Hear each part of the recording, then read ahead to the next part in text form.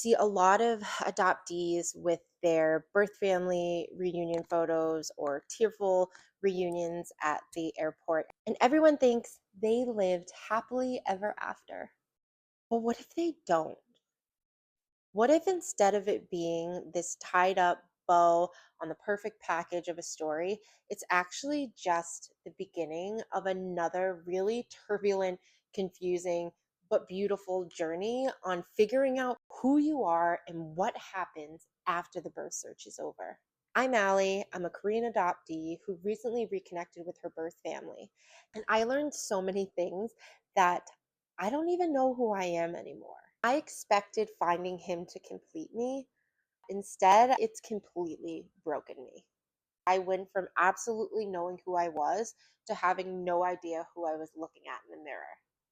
It wasn't just one isolated event of finding my birth father, it was a culmination of life happening at the same time.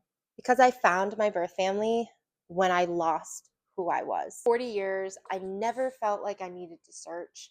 And then I started having health issues. I was so tired of going to the doctors, having to fill out this paperwork, and next to all of these really serious illnesses like lung cancer, hypertension, diabetes, having to put I don't know or leave them blank for the family history. And when I was younger, having that information felt less important because a lot of my visits and treatments were based on my symptoms rather than my family history. But as I got older and I started visiting all of these providers, and a lot of the routine testing on when you would actually be tested was based on your risk calculation. And in that calculation, your family history played a really significant part. And that was a piece that I just didn't have.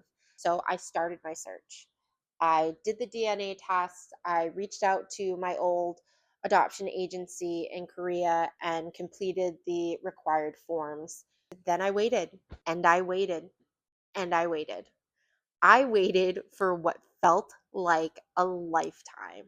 6 months felt longer than the 39 years that I had waited to find them. One day at 2 a.m., I get an email. Your birth family has finally been found. And I was shocked. Even though I knew it was coming and I was impatiently waiting for it to happen, there's nothing to prepare you for the moment that it actually does. Makes things real. And then a few weeks later, I'm checking my dad's location and I see that he's actually at the hospital at 12 a.m. I find out that my mom's Parkinson's, which had been managed for several years, has taken a sudden and sharp decline. Suddenly, I was thrust into this world of caregiving. If you've ever been a caregiver, you know how easy it is to get lost in that role. And so I'm giving my mom medications and going to her doctor's appointments during the day. And then I'm getting text messages from my birth father about Korean holidays in the evening. I found myself caregiving and trying to reconnect with these strangers that I've never met on the other side of the world. Felt like I was being tugged in two different directions. And if I didn't do something, then I was going to be completely split in half. I wanted to find some guide to help me navigate what happens after the birth search is over when you're dealing with all of these really messy pieces of life. So I looked for this guide and I couldn't find it. I decided to create it.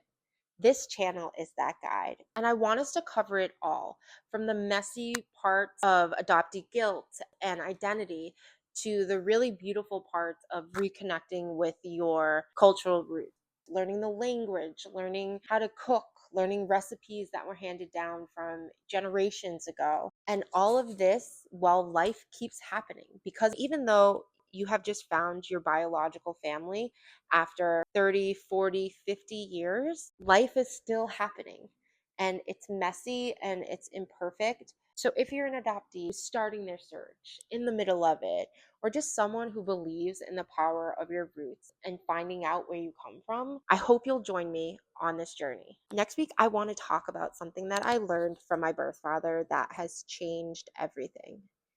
And that's that I have a brother. And he has no idea I exist. Subscribe so you don't miss it, and I will see you there next week.